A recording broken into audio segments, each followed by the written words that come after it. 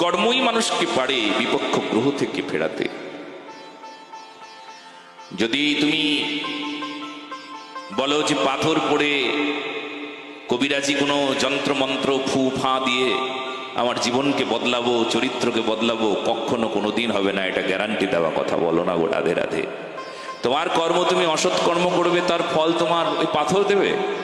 তুমি এদিকে অসৎ কর্ম করে যাচ্ছ, ফল পাথর দেবে নাকি? পাথরের এত ক্ষমতা আছে?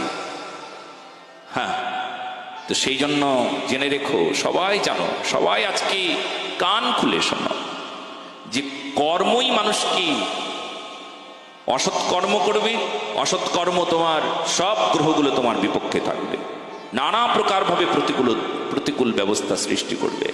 তুমি সৎ কর্ম করবে, ভালো কর্ম করবে, উদার হবে, সেবামুখী কাজ করবে, ভগবানের নাম স্মরণাদি করবে, গুরুশ্রী পাদ পদ্মের চরণে আশ্রয় নেবে, একদম গ্যারান্টি দেওয়া কথা।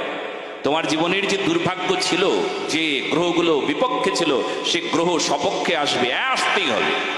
আরেক গ্রহ তো দূরের কথা, সাক্ষাৎ ভগবান পর্যন্ত তোমার সপক্ষে থাকে। বলো না গো রাধে রাধে। যদি রাধা রানীর সেবা করো, ভগবান তোমার সপক্ষে থাকে, আর গ্রহ তো তার ইশারায় চলে। গ্রহ নক্ষত্র নিয়ে তো তার খেলা, তার ইশারায় গ্রহ নক্ষত্র চলে। হ্যাঁ, সেই জন্য যদি তুমি রাধা রানীর ভজন করেছো, তাহলে ভগবান তোমার পেছনে পেছনে অবস্থান করে তোমাকে রক্ষা করবার জন্য সদা সর্বদা থাকে, ছায়ার মতন থাকে। আর গ্রহ নক্ষত্রের কথা কি বলবো, বলো না গো রাধে রাধে।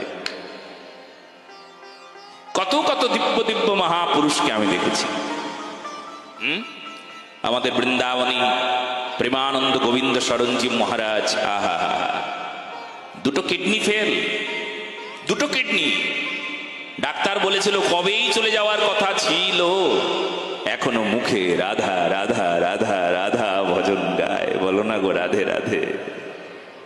কি গো, হওয়ার কথা ছিল না খারাপ? দুর্ভাগ্য, ওনার সামনে এসে দাঁড়িয়ে আছি, কিন্তু ভেতরে প্রবেশ করতে পারলো কি? পারবে কি করে? ওই যে ভজন, ওই যে ভক্তি, ওই যে আরাধনা, ওই যে রাধা রানী। বলো না গো রাধে রাধে। তাই যত বিপক্ষের যারা আছে না, বিপক্ষের মানুষগুলো ওই জায়গায় দাঁড়িয়ে থাকবে, তোমাকে স্পর্শ করবার কোনো শক্তিই তার নাই। কেন নাই? কারণ তুমি শক্তিমানের সঙ্গে, করুণাময়ী রাধা রানীর সঙ্গে তোমার সম্বন্ধ হয়েছে। বলো না গো রাধে রাধে। তাই সবাই তোমাকে খারাপ করতে যাবে, কিন্তু তারা ছিটকে পড়ে তারা নিজেরাই দূরে দূরে দূরে দূরে পালিয়ে চলে যাবে।